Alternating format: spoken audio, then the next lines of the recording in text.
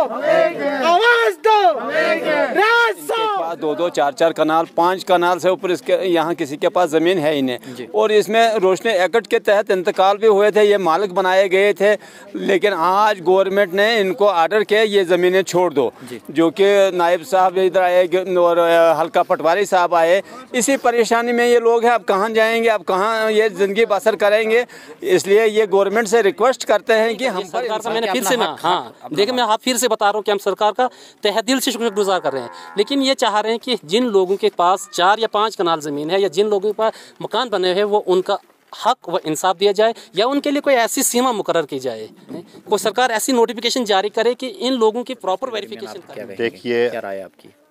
हमारा जो प्रोटेस्ट है वो है डायरेक्टली सरकार के ऊपर, और सरकार जिस तरीके से दिन ब दिन फैसले लिए जा रही है वो सीधे सीधे जो इशारा करती है वो चिनाब वैली को लेके कर रही है, क्योंकि चिनाब वैली एक ऐसी जगह है जहाँ जंगलात का जो ज़ख़ीरा है, बाकी यहाँ जो पहाड़ वगैरह हैं जिनसे सरकार जो है पता नहीं कौन सी फैक्ट्रियाँ या इंडस्ट्रियाँ लागू करना चाहती है यहाँ पे, और कुछ ठेकेदारों को फ़ायदा देना चाहती है। ज़मीनें ली जा रही है, वापस हमसे ली जा रही है, उसके ऊपर एक इंस्टीट्यूट लिया जाए जिसमें एक आर्डर फिक्स किया जाएगा जिसमें 4 या 5 कनाल ज़मीन एक किसान को दी जाए ताकि वो अपना शार्ट जो चंद बातों में जानना चाहेंगे जो आज ये प्रोटेस्ट हुआ पूरा क्या कहेंगे? सर मैं आपका शुक्रिया करता हूँ, आपने मुझे बोला चंद बातें करने के लिए।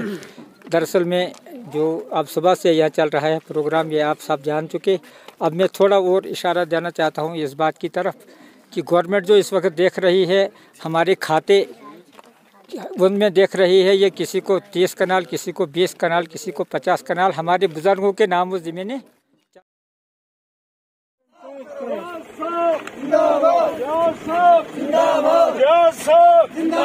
हुक्मरानो इंसाफ करो, इंसाफ करो, इंसाफ करो, इंसाफ करो, इंसाफ करो, इंसाफ करो, इंसाफ करो। मौजूदा गवर्नमेंट हाय हाय हाय, मौजूदा गवर्नमेंट हाय हाय, मौजूदा गवर्नमेंट हाय हाय, मौजूदा गवर्नमेंट हाय हाय।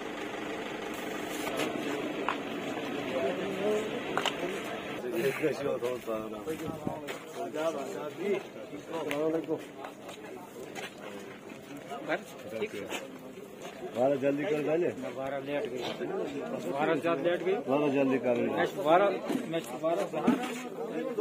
कह सका न मैं लिख सका, कि ज़बां मिली तो कटी हुई, कि कलम मिला तो बिका हुआ।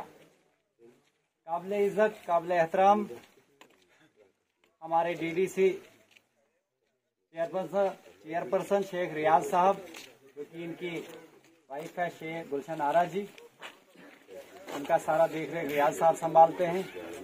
रियाज साहब हमारे इस पंचायत के सरपंच गुलाम मोहम्मद लोन साहब, चेयरमैन साहब, चेयरमैन रशीद साहब जो एक्स चेयरमैन हैं, हमारे आशिक साहब और बाकी हमारे सब साथी, सलाम व आदाब। एक शेर मुझे याद आया कि ना समझोगे तो मिट जाओगे ये लोगों, ना रहेगी दास्तानों में दास्तां ये लोगों।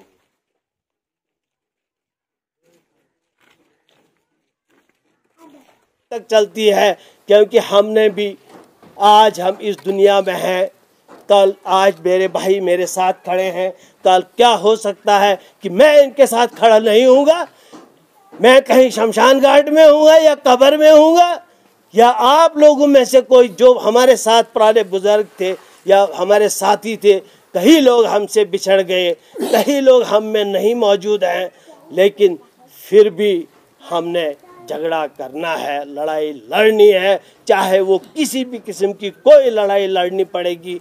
हम इस दुनिया को चलाना है, इस निज़ाम को चलाना है, इस सरकार को चलाना है हमने, क्योंकि यही सरकार हमें कुछ न कुछ ज़रूर देगी। चाहे सरकारें बदलती रहती है, मैं इस सरकार की बात नहीं करता, सरकारें आती रहती हैं, वो आप बदलते हो, आप सरकारों को लाते हो। चाहे मेरे साथ रियाज अहमद शेख साहब जो कि एक समाजी कारकुन और साथ में घाट कॉन्स्टिट्यूंसी के जो डीडीसी चेयरपर्सन है, उसके हस्बैंड भी है, ये सब जो रेख देख है यही करते हैं रियाज साहब। रियाज साहब आपका बहुत बहुत इस्तकबाल है ऑल टाइप्स ऑफ न्यूज़ में। शुक्रिया आपका। रियाज साहब, जिस तरह आपने देखा कि कुल्हाड़ में एक ज़ोरदार प्रोटेस्ट किया गया, लोगों ने डिमांड की, जो रोशनी एक्ट के थ्रू इनको ज़मीनें दी गई थी, आज उन ज़मीनों को इनसे वापस लिया जा रहा है, इनको घर से बेघर किया जा रहा है। आपने यहाँ पर आकर जो है इनका मनोबल बढ़ाया, इनको हौसला अफजाई की, क्या कहेंगे आप इस रोशनी एक्ट के ऊपर? देखिए, ये जो ज़मीनें हैं, मैं तो समझता हूँ, बल्कि इन लोगों को भी समझना चाहिए कि ये ज़मीनें किसी की नहीं है। ये ज़मीनें अगर हैं तो इस गरीब जनता की हैं, इस गरीब आवाम की हैं। इनसे ये ज़मीनें मेरे होते हुए कोई नहीं छीन सकता। ये तो मैं आपके साथ वादा करता हूँ कि इन लोगों को के पास जितनी भी ज़मीनें हैं, अगर किसी के पास 100 कनाल हो, 200 कनाल हो, किसी खालसा सरकार पे काबिज हो, तो वो शायद इनसे ले सकते हैं। लेकिन इनके पास, जहाँ तक मुझे सुनने में आया, इनके पास 2 कनाल, 4 कनाल, 3 कनाल ज़मीन है।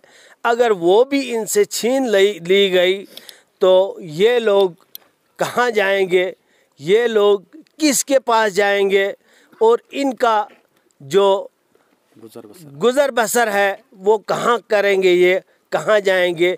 लेकिन जहाँ तक मेरा ताल्लुक़ है, मैं इन लोगों को यकीन दिलाने आया था कि आपकी ज़मीनें आपके पास हैं, आपकी ज़मीन की रेख देख जो है आपके पास है। जो आज मोदी सरकार ने, हमारे प्रधानमंत्री ने ये एक्ट बनाया है कि आपकी ज़मीनें आपके पास रहेंगी, वही मैं भी कह रहा हूँ कि आपकी ज़मीनें जो है आपके पास ही रहेंगी। कोई भी ताकत इनको छीन नहीं सकती है, क्योंकि ताकत आप हैं, ताकत आवाम है, ताकत यहाँ की जनता है। ये सिर्फ कुल्हाड़ की बात नहीं है, बल्कि ये हमारे पूरे हिंदुस्तान के गरीब आवाम की बात है, गरीब जनता की बात है। ये ज़मीनें जो हैं इनके पास ही रहेंगी, इनसे कोई भी ताकत इन ज़मीनों को नहीं छीन सकती है। अगर इन ज़मीनों को छीनने की कोशिश की तो ये गरीब जनता जो है ये सड़कों पे आ जाएगी, ये घरों से बाहर आ जाएंगे, तो शायद इस सरकार का जीना हराम कर देंगे। बहुत बहुत शुक्रिया रियाज साहब, आपने यहाँ पर आए, इन लोगों का मनोबल बढ़ाया। यहीं पर हमारे साथ एक और जो बुज़ुर्ग हैं, जी आपका नाम? मुश्ताक साहब, आज डिस्ट्रिक्ट डोडा में ex chief minister Omar Abdullah साहब आए हुए हैं। बड़ी ज़बरदस्त गहमा गहमी है डोडा में। कश्तवाड़, भद्रवाह से लोग डोडा की तरफ रुख कर रहे हैं, तमाम गाँवों से डोडा की तरफ रुख कर रहे हैं। कुल्हाड़ के लोग कुल्हाड़ में ही हैं, इसका क्या अहम कारण रहा? हम चाहते हैं, हमारा ये मकसद है कि हम दुखी लोग हैं और गरीब लोग हैं, हम इतना सफ़र नहीं कर सकते फ़िलहाल आज की डेट में। मैं गवर्नमेंट से, मौजूदा गवर्नमेंट से अपील करता हूँ कि सीमा रेखा, हद जो है सीमा रेखा तय की जाए, और इनको क्या कहते हैं, पटवारी क्या रेवेन्यू डिपार्टमेंट को हिदायत की जाए कि अगर मुतफरका ज़मीन हो, 2, 4, 10 कनाल से ऊपर हो, खालसा सरकार जो है जो वो 10 कनाल से ऊपर हो, इससे ज़्यादा हो, उसको रिकवर कर दें। तो कम से कम मकान बनाने के लिए, बैठने के लिए, खाने पीने के लिए, थोड़ा जैसा एग्रीकल्चर करने के लिए कम से कम इंसाफ किया जाए। बस मेरी यही गुजारिश है। बहुत शुक्रिया रियाज साहब, आप लास्ट में कुछ। इस वक्त मैं कुल्हाड़ में हूं और यहां पर बहुत ज़्यादा लोग जमा हुए हैं। इसका क्या कारण है, इन्हीं से जानने की कोशिश करेंगे। जो पिछले कुछ सरकारों ने कुछ कानून निकाले थे रोशनी एक्ट के थ्रू, जो ज़मीनें ज़मींदारों को दी गई थी, उसी ज़मीन को जो है आज वापस लिया जा रहा है। दूसरी तरफ से बैक टू विलेज का एक प्रोग्राम बनाया गया था, जिसमें यह कहा गया था कि गाँव की तरफ वापस चले, लोगों को बताया गया था कि गाँव की तरफ चलना है। और आज उन्हीं गांवों से जो है लोगों को शहर की तरफ फेंक रहे हैं लोगों को। और उसी के दौरान जो है यहाँ पर एक प्रोटेस्ट भी हुआ। यहाँ पर लोग भी बहुत ज़्यादा हैं, इनसे मैं जानने की कोशिश करूँगा कि आखिरकार क्या हुआ यहाँ पर। यहाँ के सरपंच भी है। सरपंच साहब, आपका क्या नाम है? मेरा नाम गुलाम अली लोन। लोन साहब, आपका बहुत बहुत स्वागत। सर, चंद लफ्ज़ों में आपका ये जो आज ये प्रोटेस्ट हुआ, ये किस बात पर हुआ, क्या पूरा इसका मैनिफेस्टो? ये प्रोटेस्ट इस बात पर हुआ है कि जो ये गरीब लोग यहाँ के हैं, इनके पास 2-2, 4-4 कनाल, 5 कनाल से ऊपर इसके यहाँ किसी के पास ज़मीन है ही नहीं। और इसमें रोशनी एक्ट के तहत इंतकाल भी हुए थे, ये मालिक बनाए गए थे, लेकिन आज गवर्नमेंट ने इनको आर्डर किया ये ज़मीनें छोड़ दो। जो कि नायब साहब इधर आए और हल्का पटवारी साहब आए, इसी परेशानी में ये लोग हैं। अब कहाँ जाएंगे, अब कहाँ ये ज़िंदगी बसर करेंगे? इसलिए ये गवर्नमेंट से रिक्वेस्ट करते हैं कि हम पर इंसाफ किया जाए। गवर्नमेंट का जो कानून है उसके खिलाफ कोई नहीं है, बड़े बड़े ज़मींदारों से ली जाए, लेकिन जो गरीब जनता है जिनके पास बैठने के लिए मकान नहीं है, उनको इंसाफ फरमाया जाए। इसलिए ये प्रोटेस्ट है इस वक्त यहाँ पर, इससे ज़्यादा कुछ नहीं है, लोग इंसाफ चाहते हैं। यहाँ पर हमारे साथ सरपंच साहब थे जो कि कुल्हान के सरपंच है। यहाँ पर एक युवा है जिन्होंने अपने खिताब में भी बहुत ही ज़बरदस्त बात कही। सर, आपका नाम क्या है? मेरा नाम कुलदीप कुमार। कुलदीप जी, आज जो ये प्रोटेस्ट आप कर रहे हैं, ये पूरा क्या मसला है? देखिए, ये कोई सियासी मसला तो है नहीं है। असल में हाल ही में सरकार ने एक पॉलिसी निकाली हुई है जिसको हम रोशनी एक्ट के नाम से जानते हैं जी। उस एक्ट में सरकार ने एक नोटिफिकेशन जारी की हुई है जिसमें ये लिखा हुआ है कि जिन भी लोगों ने रोशनी एक्ट के तहत जो ज़मीन हड़पी हुई है, वो उस ज़मीन से फौरी तौर मकान या कोई दुकान जो भी तहमीर की हुई है उस दुकान से वो हट जाएं। लेकिन मेरा कहने का मतलब ये है कि सरकार ने बहुत ज़बरदस्त इनिशिएटिव लिया है। मैं सरकार की इस मसले में तारीफ़ करता हूँ और अच्छा कदम है, क्योंकि जिन लोगों के पास नाजायज़ कब्ज़ा है, मान लीजिए आप किसी की अगर 50 कनाल है, उसने 100 कनाल ऊपर से हड़प करके रखे हैं। इसलिए मैं सरकार के साथ हूँ कि ऐसे लोगों के खिलाफ स्ट्रिक्ट एक्शन होना चाहिए, कड़ी से कड़ी कार्रवाई की जाए। लेकिन अफसोस की बात मैं ये बताना चाहता हूँ आपको। देखिए, अभी गरीब लोग जो हैं जिनके पास टोटल 4 कनाल या 5 कनाल लैंड है और उसी ज़मीन पे उन्होंने अपना घर बनाया हुआ है, वहीं उनका एग्रीकल्चर प्रोसेस चल रहा है, लेकिन अभी वो नोटिफिकेशन आने के बावजूद वो लोग परेशान हैं कि हम करें क्या, अब जाएँ क्या। वो जितने भी लोग हैं दिहाड़ीदार लोग हैं और दिन को दिहाड़ी लगाते हैं जनाब, वो शाम को आते हैं अपने वहाँ आशियाने में बैठते हैं। अब लेकिन वो इस बात को लेकर फिक्रमंद है कि हम जाएँ क्या, अब अपना हम घर बनाएँ क्या। और इन लोगों के पास इतना पैसा तो है नहीं कि ये किसी दूसरी जगह पे ज़मीन ले या किसी दूसरी जगह पे कोई मकान ले। इसलिए इन लोगों की परेशानी का सबब है। इसलिए ये लोग जो हैं किसी एहजाज, सरकार के खिलाफ एहजाज नहीं कर रहे। ये सरकार का मैंने फिर से देखिए, मैं फिर से बता रहा हूँ कि हम सरकार का तहे दिल से शुक्रगुजार कर रहे हैं। लेकिन ये चाह रहे हैं कि जिन लोगों के पास 4 या 5 कनाल ज़मीन है या जिन लोगों के पास मकान बने हुए, वो उनका हक व इंसाफ दिया जाए या उनके लिए कोई ऐसी सीमा मुकर्रर की जाए। कोई सरकार ऐसी नोटिफिकेशन जारी करे कि इन लोगों की प्रॉपर वेरिफिकेशन करके उनकी फिक्स लिमिट तय की जाए कि इस बंदे की इतनी ज़मीन दी जाए, हाँ, और इसमें जो इसने मकान बनाया है ये इसका खुद मुख्तियार होगा और इसको इसमें मलकियत या जो भी नाम दिया हो उसका दर्ज कर दिया जाएगा। बस यही इशू है। तो जैसा कि आप देख रहे हैं कि कुल्हान के लोगों का कहना है कि हम प्रोटेस्ट नहीं कर रहे हैं बल्कि अपना हक मांग रहे हैं। जैसा कि आपने देखा कि डॉक्टर नीलमत सिंह, फारूक अब्दुल्ला और भी बहुत सारे लोगों की जो है कोठियाँ ज़मीन जो है ज़ब्त की गई है, उसके ऊपर लाक लगा दिया गया है।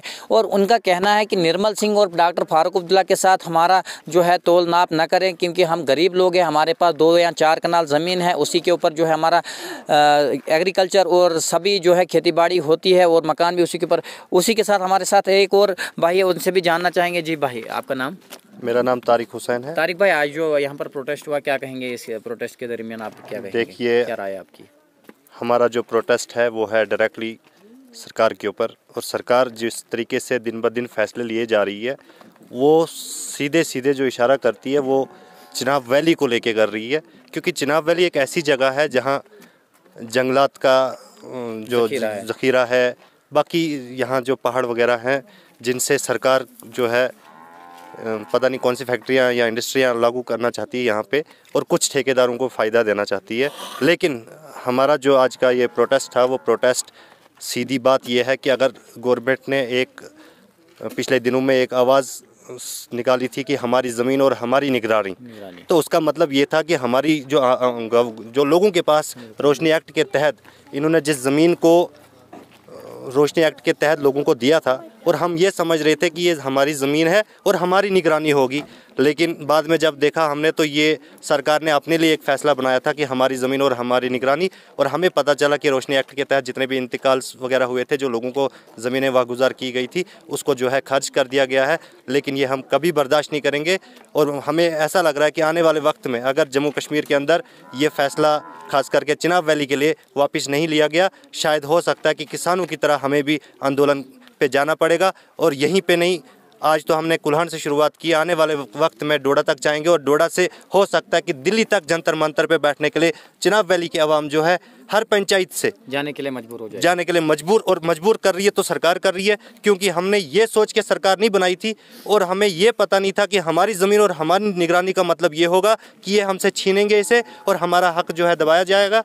लेकिन अब जो है आवाज़ चिनाब वैली के लोगों के अंदर अब वो होश आ गया है। जैसे आज तक ये करते थे कि कोई भी फैसला कर लेते थे और हम एक्सेप्ट करते थे, लेकिन अब ऐसा नहीं होगा। अब यहाँ की चिनाब वैली के लोग भी जो है एजुकेटेड हो चुके हैं, अब बाहर निकलना पड़ेगा हम सारे चिनाब वैली के लोगों को। आपसे जानना चाहूँगा, जिस तरह बाकी इलाकों में जो है नोटिफिकेशन जारी कर दी गई है कि कौन सी ज़मीन जो है रोशनी एक्ट के अंदर आती थी और उसको खाली करवाया जाएगा, क्या इस कुल्हान में भी उस तरह का कोई नोटिस लगाया गया है? जी बराबर आप देख सकते हैं कि इसी रोड के ऊपर एक शॉप के ऊपर उन्होंने नोटिस लगाया है। उसके बावजूद तहसीलदार, नायब तहसीलदार साहब आए और पटवारी साहब आए और उनके डिपार्टमेंट के जितने भी लोग हैं हर इलाके में जा रहे हैं और वहाँ पे वो जितनी भी ज़मीनें हैं उसमें वो रेड पेन का यूज़ कर रहे हैं और रेड पेन से उस वहाँ के पत्थरों के ऊपर वो निशानदही कर रहे हैं कि भाई यहाँ इस एरिया में अब यहाँ का कोई बंदा नहीं जा सकता है और यहाँ ना कोई अपना खेती कर सकता है और ना ही वहाँ कोई, जैसे मान लो कि हमारे इस एरिया में इस टाइम हाउसलेस लोग जो हैं वो कम से कम पूरी पंचायत में 700 प्लस लोग जो हैं वो हाउसलेस हो रहे हैं।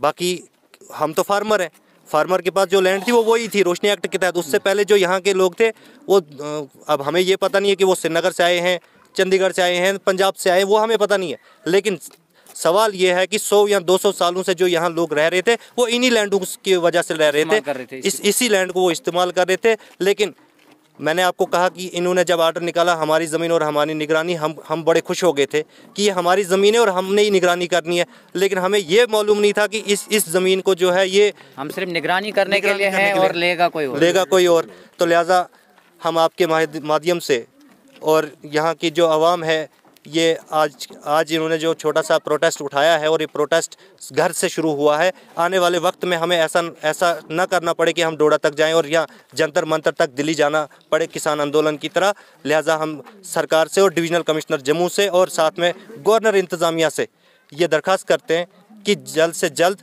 चिनाब वैली के लिए जो है स्पेशल एक आर्डर किया जाए जिसके अंदर कम से कम 5 कनाल लैंड जो है हर फार्मर को वागुजार की जाए। बहुत बहुत शुक्रिया। ये थे हमारे साथ तारिक हुसैन, जिन्होंने कहा कि जो रोशनी एक्ट के थ्रू ज़मीनें ली जा रही है, वापस हमसे ली जा रही है, उसके ऊपर एक इनिशिएटिव लिया जाए जिसमें एक आर्डर फिक्स किया जाएगा जिसमें 4 या 5 कनाल ज़मीन एक किसान को दी जाए ताकि वो अपना गुजर बसर मकान एग्रीकल्चर कर सके। हमारे साथ और एक अंकल है जिससे हम शार्ट नोटिस में हम जानना चाहेंगे। जी, एक्स चेयरमैन हमारे साथ हैं यहाँ पर, इनसे हम शार्ट जो चंद बातों में जानना चाहेंगे जो आज ये प्रोटेस्ट हुआ पूरा क्या कहेंगे? सर मैं आपका शुक्रिया करता हूं, आपने मुझे बोला चंद बातें करने के लिए।